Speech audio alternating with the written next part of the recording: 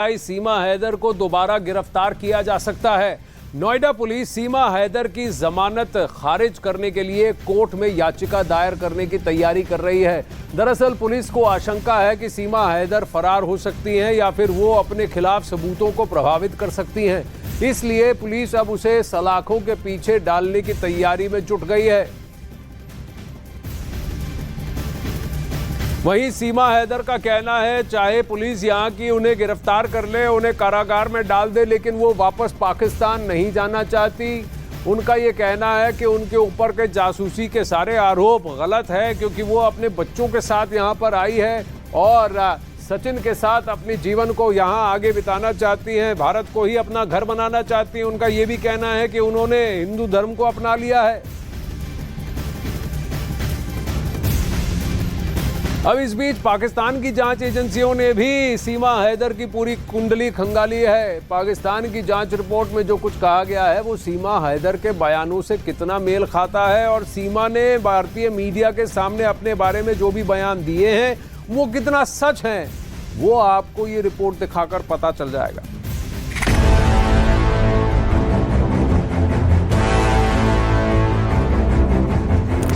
साथ खुश हूँ और अल्लाह और भगवान करे कि हमेशा खुश रहे।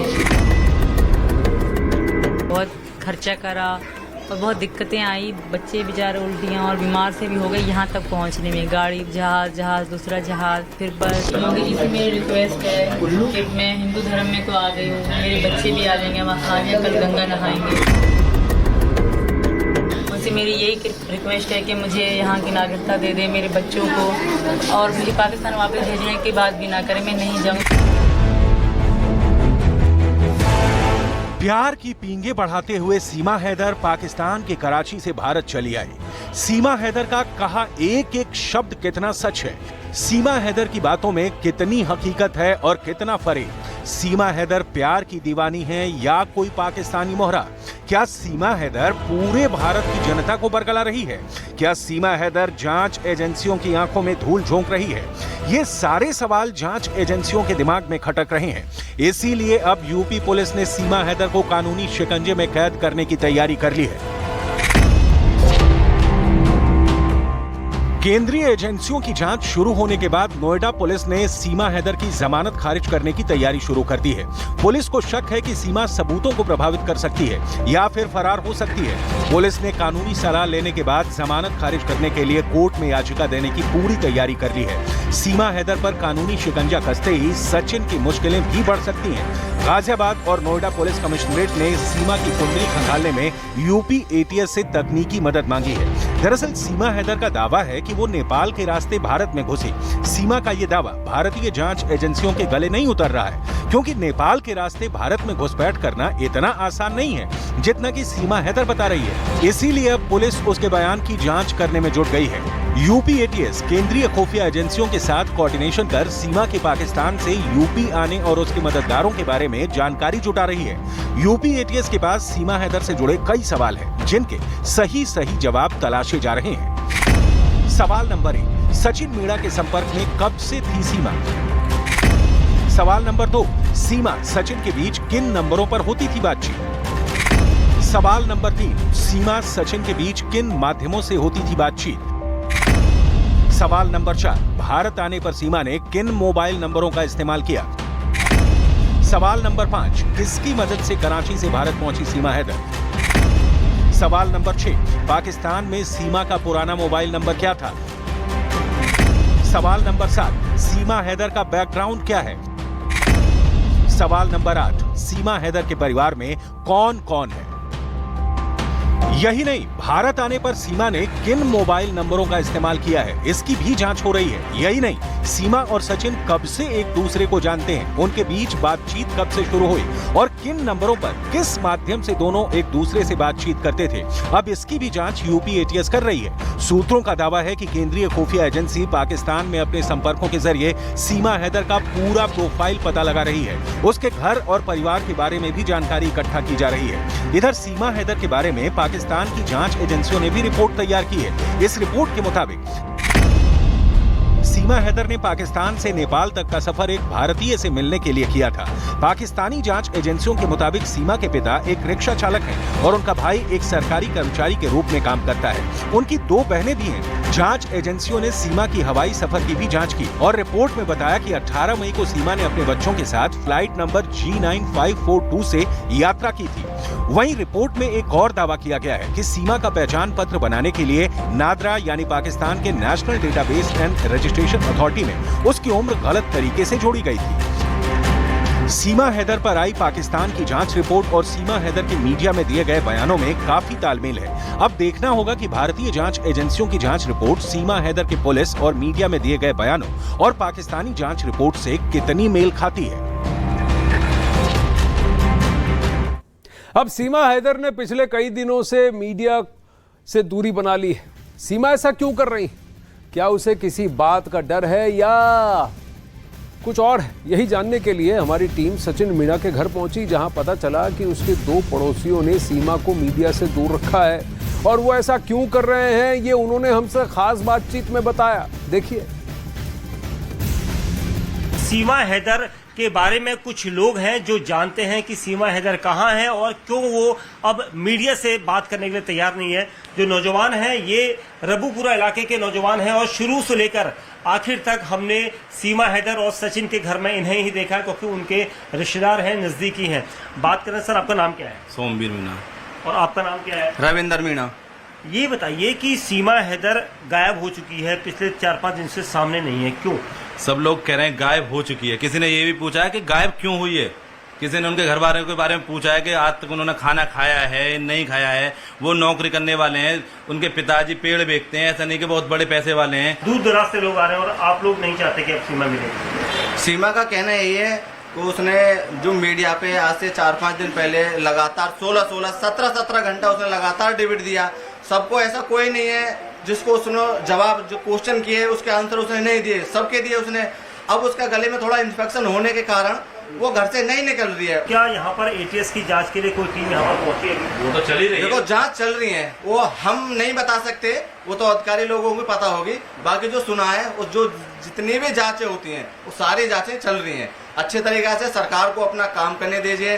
क्या आपको लगता है अभी भी कुछ न कहीं है, कहीं पुलिस को कुछ नहीं? छानबीन चल रही है, उसमें लगना क्या है? वो तो छानबीन जब तक साबित नहीं हो जाती कि सही है गलत है, जब तक छानबीन चलेगी। इसमें हम रोक ही नहीं सकते। इसमें हम रोक क्यों सकते हैं बताओ?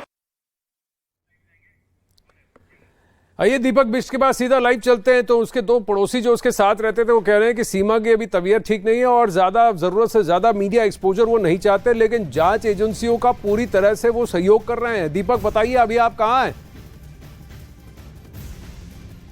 देखिए आनंद, मैं ठीक सीमा हैदर के घर के बाहर की गली में हूं और वहां पर आज सन्नाटा पसरा हुआ है। इतनी ज्यादा लोगों की भीड़ नहीं, क्योंकि पहले जो भीड़ थी वो बढ़ जाती थी। अचानक कहीं से लोग आ जाते हैं, उनको हटाकर इस तरह से दूर रखा जाता है। देखिए अभी गली बिल्कुल अंदर खाली है, सब लोगों को बाहर भेज दिया गया है क्योंकि सीमा हैदर को पिछले कुछ दिनों से लगातार इसलिए दूर किया जा रहा है मीडिया की नजरों से और लोगों की नजरों से, ताकि उनके ऊपर किस तरह का कोई हमला न कर सके। क्योंकि जो आसपास के लोग रविंदर और दूसरे साथी थे उन्होंने यही बताया था कि उन्हें आशंका है कि भीड़ में कोई उस पर हमला न कर दे, क्योंकि वो पाकिस्तानी है और इसी वजह से उसे इस वक्त दूर रखा गया है। साथ ही उनके गले में इन्फेक्शन है, ये दावा किया गया है और इसी वजह से यहाँ पर उन्हें किसी से भी मिलने नहीं दिया जा रहा। लेकिन लोगों की भीड़ यहाँ रोजाना आती है।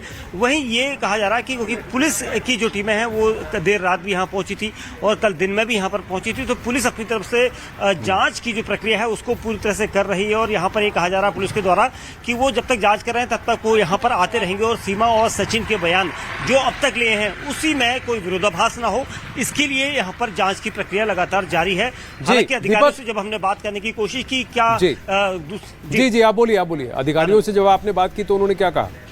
अधिकारियों से जब हमने बात की तो उनका ये कहना था कि इस मामले में अभी क्योंकि जांच चल रही है इसलिए पुलिस का बयान देना सही नहीं होगा और इसी वजह से जांच की प्रक्रिया जब तक चलती रहेगी तब तक वो यहाँ पर एक बात दीपक आप भी देखेंगे, जांच आगे बढ़ती रहेगी। लेकिन अभी एक बात आप भी देखेंगे दीपक कि सचिन और सीमा हैदर विचलित नहीं होते हैं, उनसे चाहे जो भी प्रश्न पूछा जाए और अमूमन उनके जवाब बराबर रहते हैं। कभी एक दिन कुछ कह दिया, दूसरे दिन कुछ कह दिया, ऐसा क्या आपको ऐसा कभी प्रतीत हुआ या आपने कंसिस्टेंसी देखी? और दूसरी बात कि पाकिस्तानी एजेंसियों के हवाले से जो अपडेट आ रहा है, जो सीमा ने न्यूज़ 18 को बताया है, क्या वो अधिकांश मेल खाते हैं? तो यानी कहीं ना कहीं आपको लगता है कि वो जांच से नहीं डर रही, उनके पास कुछ भी छुपाने के लिए नहीं।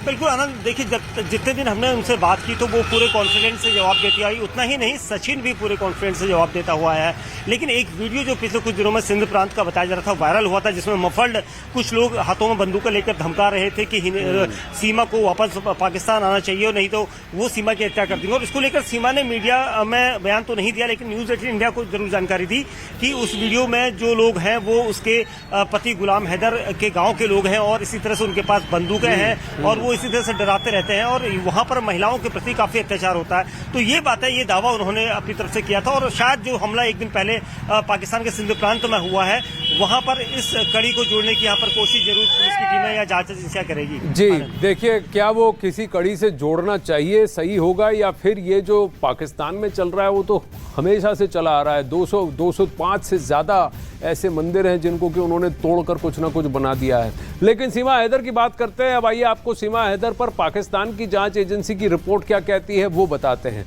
अब पाकिस्तान की जांच एजेंसी का ये कहना है, ये देखिए, गुलाम हैदर पहला बच्चा, तीसरा बच्चा, सीमा हैदर दूसरा बच्चा, चौथा बच्चा। तो ये गुलाम हैदर और सीमा हैदर के बीच की शादी की पुष्टि है और उनके 4 बच्चे हैं, जिस पर इन्होंने भी कभी ऐतराज नहीं किया, ना ही इनकार किया है या इसको झुठलाने की कोशिश की है। तो उनके फैमिली रजिस्ट्रेशन सर्टिफिकेट की ये तस्वीर हम आपको दिखा रहे हैं, जिसे वहां जांच एजेंसियों ने अपनी रिपोर्ट में शामिल किया है। इसमें सीमा हैदर की पूरी फैमिली डिटेल है, रिपोर्ट में सीमा हैदर की पूरी फैमिली की जानकारी है। लेकिन एक बात है, इसमें गुलाम हैदर के पहले से ही जो 2 बच्चे थे जिसका जिक्र सीमा ने किया है, उसका कहीं मेंशन नहीं है। ये इन दोनों के बीच में जो इनके 4 बच्चे हैं, पहला, दूसरा, तीसरा और चौथा, ये 4 बच्चे हैं।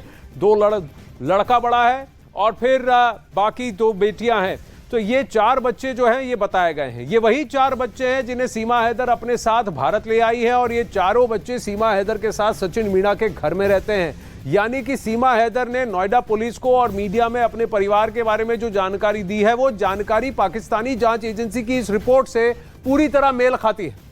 अब वही पाकिस्तान से कुछ दिन पहले एक धमकी भरा वीडियो सामने आया था, जिसमें कुछ लोगों ने सीमा हैदर को लौटने की धमकी दी थी और उस वीडियो को लेकर सीमा हैदर ने न्यूज 18 इंडिया पर दावा किया था कि वो उसके पति गुलाम हैदर के गांव से जुड़े हुए लोग हैं जिनके पास कई बंदूकें हैं और उन्हीं लोगों ने मफलर मुंह में लपेटकर इस वीडियो को बनाया है। सीमा भी सिंध प्रांत की रहने वाली है और सिंध प्रांत में मंदिर के साथ हिंदुओं के ऊपर हुए हमले के बाद ये तार सीमा हैदर से जुड़ते हुए नजर आ रहे हैं।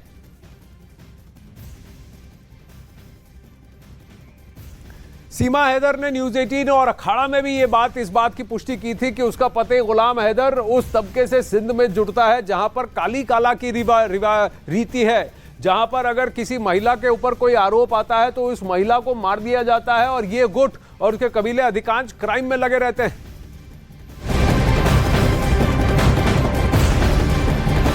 अब वहीं पाकिस्तान के सिंध प्रांत से काशमोर और घोटकी में एक मंदिर पर डकैतों ने हमला कर दिया। डकैतों ने रॉकेट लॉन्चर से मंदिर पर हमले की कोशिश की। दावा किया जा रहा है कि डकैतों ने 30 हिंदुओं को भी बंधक बना लिया है।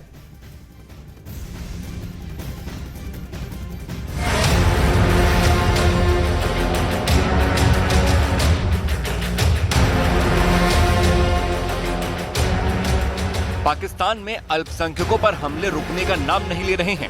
हिंदुओं के मंदिर निशाने पर हैं और हिंदुओं के घरों पर कब्जे की कोशिश की जा रही है।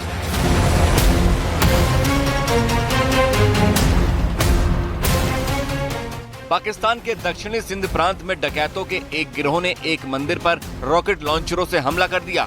जानकारी के मुताबिक हमलावरों ने सिंध प्रांत के काशमोर इलाके में एक मंदिर को निशाना बनाया है। इस दौरान अल्पसंख्यक समुदाय के लोगों के घरों पर भी गोलियां बरसाई गईं।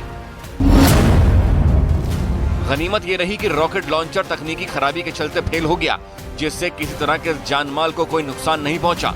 खबर ये भी है कि डकैतों ने हिंदू समुदाय के 30 लोगों को बंधक भी बना लिया है। ह्यूमन राइट्स कमीशन ने एक ट्वीट किया, उसमें उन्होंने दावा किया कि जो 30 हिंदू हैं वो हॉस्टेज हैं इन डाकुओं के पास।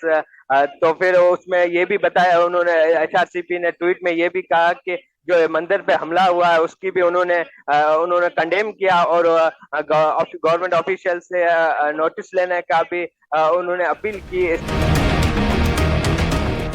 जब काशमोर कंदकोट के एसएसपी इरफान सैम्मो ने नेतृत्व में एक टीम घटनास्थल पर पहुंची तो दहशतगर्द अंधाधुंध गोलीबारी करते हुए भाग निकले। पुलिस अधिकारी ने बताया कि हमले में 8 से 10 बंदूकधारी शामिल थे। डकैतों के दागे गए रॉकेट लॉन्चर का निशाना चूक गया था, जिससे कोई जानमाल का नुकसान नहीं हुआ। दिल्ली के मजनू का टीला से शिवानी जुड़ रही हैं, भवानी भी जुड़ रहे हैं राजस्थान से, लेकिन सबसे पहले शिवानी के पास जाएंगे। ये उसी इलाके से जुड़ रही हैं जहां पाकिस्तान से विस्थापित हिंदू भारत में आकर शरण लेते हैं और यहाँ रुके हुए हैं। शिवानी, जब इस घटना का जिक्र आपने वहां पर लोगों से किया तो उन्होंने क्या कहा?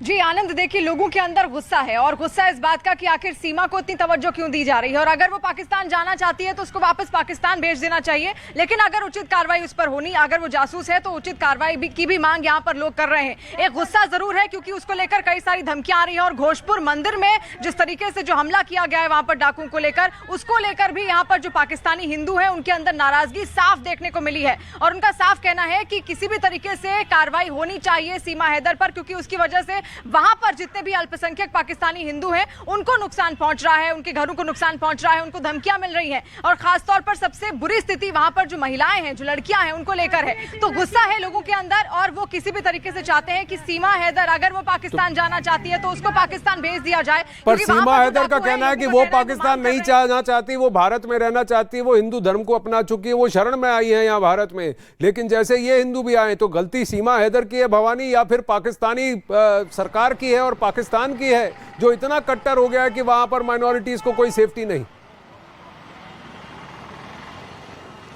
देखिए हमने काफ़ी अभी जो पाकिस्तानी विस्थापित हैं उनसे बात की है, कुछ थोड़ी दिन पहले ही आए हैं और सबका ये कहना है कि सीमा हैदर का जो मसला है इसकी वजह से जो परेशानी खड़ी हुई है वो कह रहे हैं कि बहाना मिलना चाहिए वहाँ पर। सीमा हैदर एक बहाना मिल गया, पाकिस्तानी वहाँ पर जो परेशान करने वाले हैं खासतौर पर कट्टरपंथी है वो इस बहाने खोजा और मंदिर पर अटैक किया और उनको ये डर है कि केवल भोजपुर मंदिर का मसला नहीं है, कई इलाके हैं जो गोटकी और जिस जगह पर हुआ है ये गोटकी का इलाका, वहाँ पर डर ज़्यादा है और वहाँ पर जो छोटे छोटे मंदिर हैं वहाँ पर वो कोशिश कर रहे हैं सुरक्षा के लिए और यहाँ पर जो इनके परिवार जो पीछे रहे हैं वो काफ़ी चिंतित है। वो कह रहे हैं कि इस पूरे मसले में भारत सरकार को पाकिस्तान से बात करनी चाहिए, उनका कहना है कि यूएन को आगे आना चाहिए, इस मसले में पाकिस्तान पर दबाव बनाया जाना चाहिए कि आखिर सीमा हैदर के इस मसले पर हिंदुओं के साथ में ये वहाँ पर प्रताड़ना क्यों हो रही है। जी बहुत सारे विषय हैं और कई सारे पेज कहीं ना कहीं जाकर जुड़ते हैं, लेकिन मैं आपको बता दूं कि